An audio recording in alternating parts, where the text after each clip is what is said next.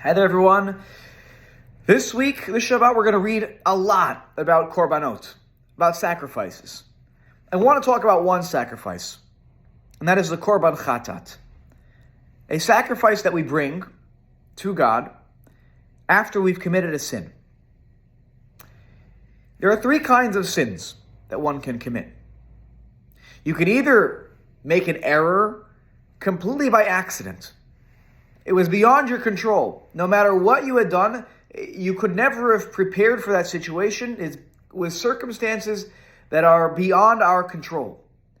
And we call that in halacha ones. We call that a complete accident, and the law is that Rahmana Patre, God exempts us. God says, hey, if it was beyond your control, what were you supposed to do anyways?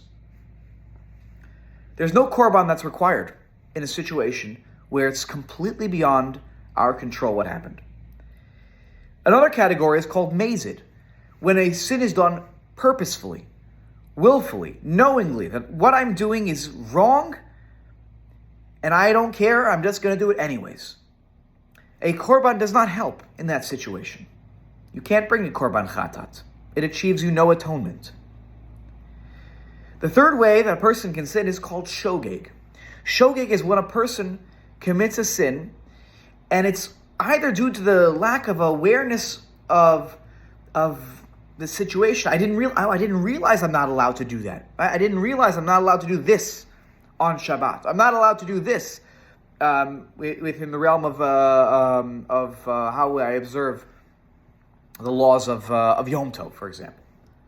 Or shogeg could also mean that I forgot. I know the laws, but I forgot the circumstances. So I know I'm not allowed to cook on Shabbat, but I woke up this morning and I went downstairs immediately and I thought today was Sunday. That's also shogeg. It's a lack of awareness, or you forget what circumstance you were in. In those cases of shogeg, you can bring a korban. You can bring a sacrifice. Now, why am I teaching you all this? I mean, it's good to know, but what is this all about? There's actually a really deep message here. Because a korban can only help in that case. The case where it's not intentional, but just something was lacking in that moment. I know what I'm supposed to do, but it didn't click in that moment. Purpose of the korban is to try to help us come closer. The word korban is the word karot, the shorsh is karav, to come close. We're trying to come close to God.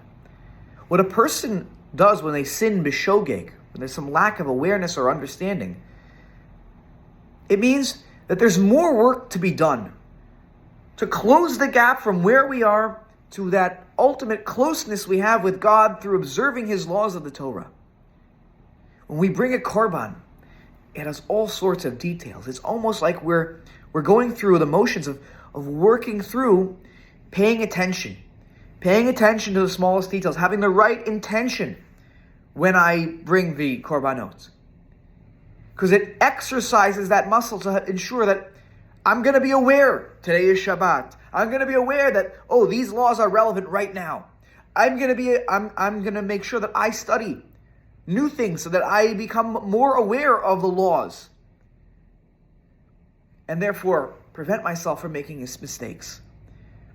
Korbanot is our way of putting in effort to come closer to God, giving of ourselves, of our property, of our money, and of our attention and of our awareness, in saying to God, I want to come closer to you, and I'm working on it. I'm going to get better. That's when a korban is helpful. If I sin intentionally, a korban doesn't help. There are deeper issues there that need to be worked on. I need to have a complete change of attitude. If it's beyond my control, it's not. That's not going to help if I'm working on, a korban that's working on my closeness with God. That was not what happened in that situation.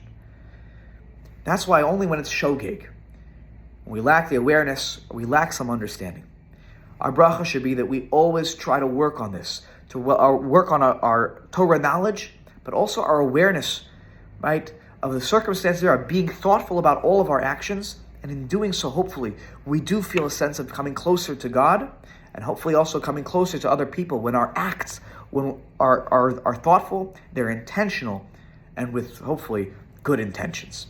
Have a good Shabbos. Can't wait to see you in Shul.